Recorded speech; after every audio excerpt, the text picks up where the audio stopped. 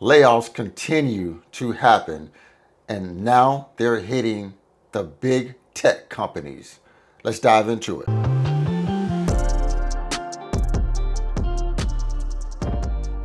Hey guys, welcome to the channel. Frank Talks Money. Real quick guys, you know what it is. I just need that one small favor. Remember to smash that like button.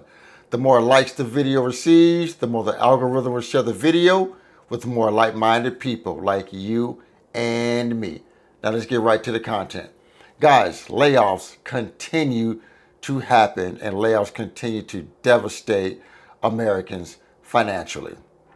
Right now in 2025, over 60,000 jobs so far have been lost in the tech field.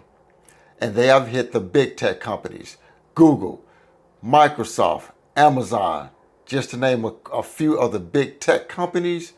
Layoffs are here and layoffs are here to stay. Got a couple of clips I want to show you guys about these tech layoffs and the reasons why. Let's get right into it. Thousands of tech workers are losing their jobs and the numbers keep rising. Now, according to TechCrunch, Amazon had over 100 layoffs from Alexa, Echo, Ring, and etc. Microsoft had over 6,500 job cuts.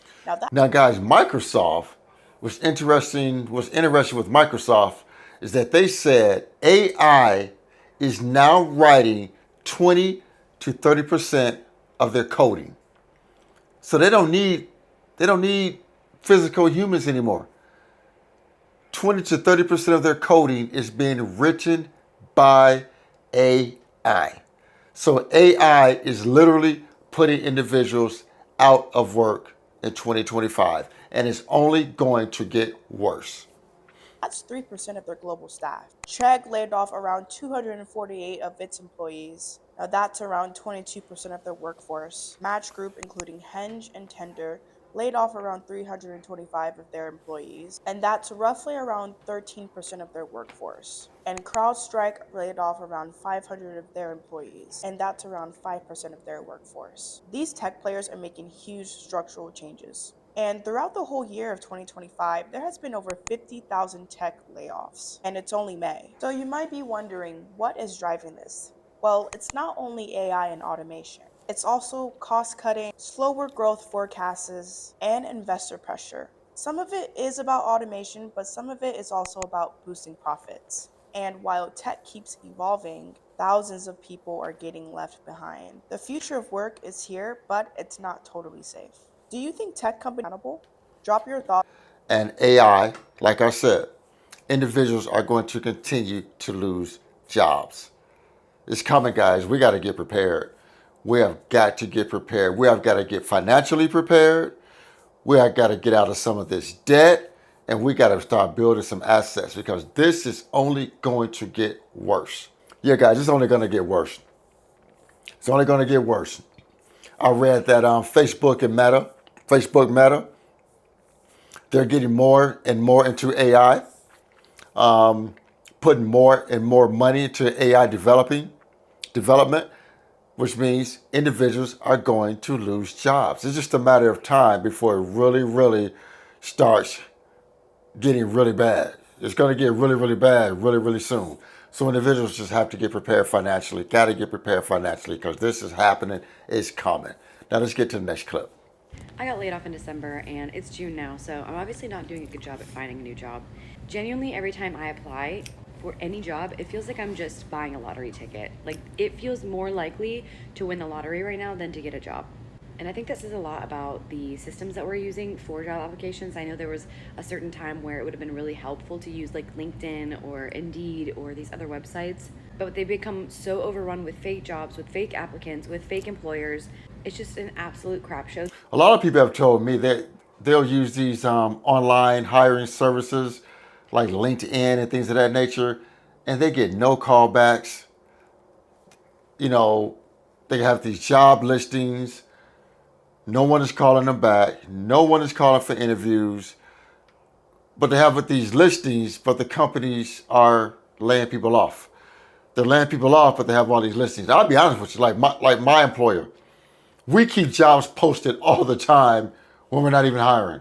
We do. That's just a fact.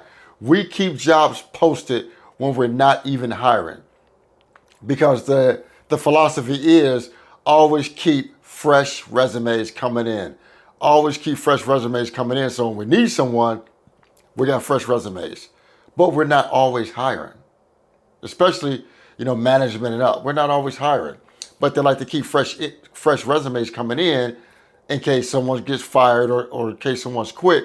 Then we got fresh resumes for the recruiters to start calling applicants. There, and I just makes me not even want to apply anymore. Like, I genuinely feel like I'm wasting my time sitting on these websites and applying for things. A lot of you are going to say, oh, you have to know someone at a company, like reach out to them, or just go in person. Oh, go to the actual website for the company and apply there. Trust me, I've literally done it all.